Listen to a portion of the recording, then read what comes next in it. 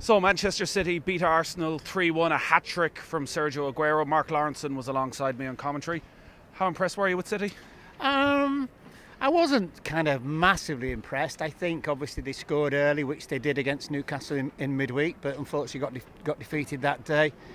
I think once Arsenal equalised, you kind of looked at City and they were nervy. And they didn't actually play well for the rest of the first half, but fortunately for them, they got the really late goal just before half-time, which probably changed the manager's thinking.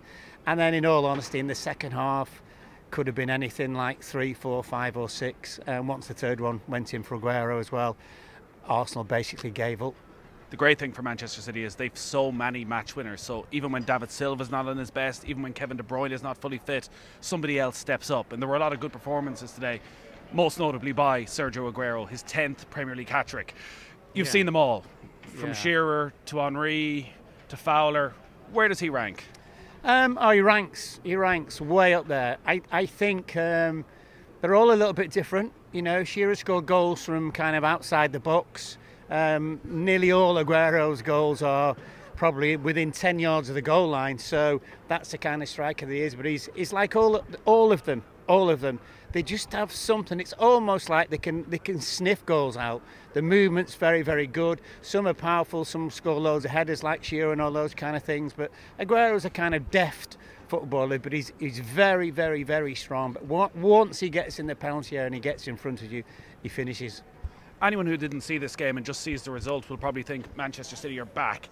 Dominant performance at home against a good team. But as you said, until they got that second goal, which came at a very good time just before half-time, there was a lot of nerves around this place. There was a lot of tension among the City players as well. Like, it's not just Liverpool who are feeling a few nerves out here at the moment. Oh no, it's obviously it's a difficult thing because you start well. I mean, you know, as soon as they come out, the last words you probably heard from the manager, are, you know, start well, and they start well, then they score, and then the crowd are, we're going to win 3, 4, 5, which they're used to here, and then Arsenal got, you know, a relatively quick equaliser, and all of a sudden the crowd noise goes down, and you kind of, a couple of balls go astray, a couple of passes go astray, and you kind of think, oh, here we go.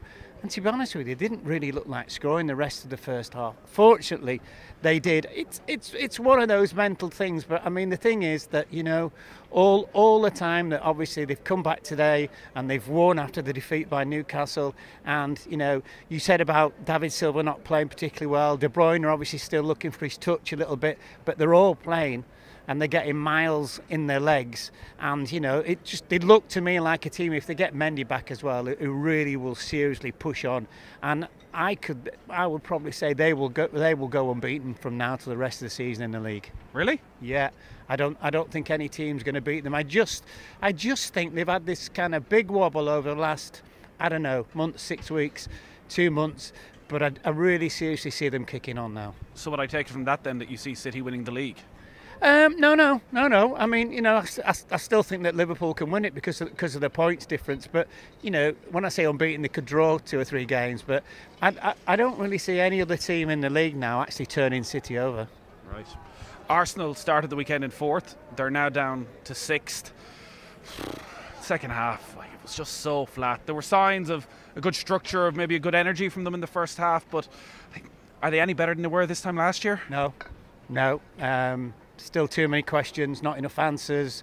Defensively, Nathan, as soon as they're under pressure, they look like they're going to concede. And quite honestly, they're just not good enough. It's personnel as much as anything. I think the personnel keeps changing, and it doesn't make any difference whether they play 3 at the back, 5 at the back, 4 at the back. Really, take Koscielny out, and they are very, very, very ordinary. And for me, that includes the goalkeeper. All eyes now switch then to the London Stadium tomorrow night. West Ham against Liverpool. Liverpool looking to reopen the gap back to 5 points. Your sense of where they are then, is it a nervous Liverpool that you saw against Leicester in midweek? Do you think that is going to be any sort of a factor in this? No, because, you know, if you said at the start of the week that obviously City play, Liverpool play, and Liverpool would gain an extra point, nobody would be interested. Insofar as saying that they were nervy. They just didn't play particularly well, but that happens. They gained a point. I actually feel, you know, maybe away from home it's easier because the pressure's not on you as much. And the way that Liverpool are set up, very much on the counter-attack, it's probably easier to play away from home. I mean, they've picked West Ham off on the last couple of occasions at the London Stadium and picked them off quite easily. And I just like the way that the manager is with them, which is, you know, he puts no pressure on them whatsoever. They go out and they play. I mean, they've been brilliant for the majority of the season. If you'd said the first weekend in August of the Premier League that they will be, what are they, 4 points clear at the, well, 2 points 2 now, points clear, chance but if to they go win 5. tomorrow, a chance to go 5, they would have snapped your hand off. I just think it's more the supporters and the press that are saying, oh, you never know, they didn't play well against Leicester, etc., etc., didn't play well against Palace. But they got 4 points, and it's the points that make the difference. But as you say, it is the supporters, and there seems to be a split among former Liverpool players, and you know more than anybody what it's like to play at Anfield and the pressure, and you leave a pass short and everybody's at you. Do you feel for this group it is suffocating?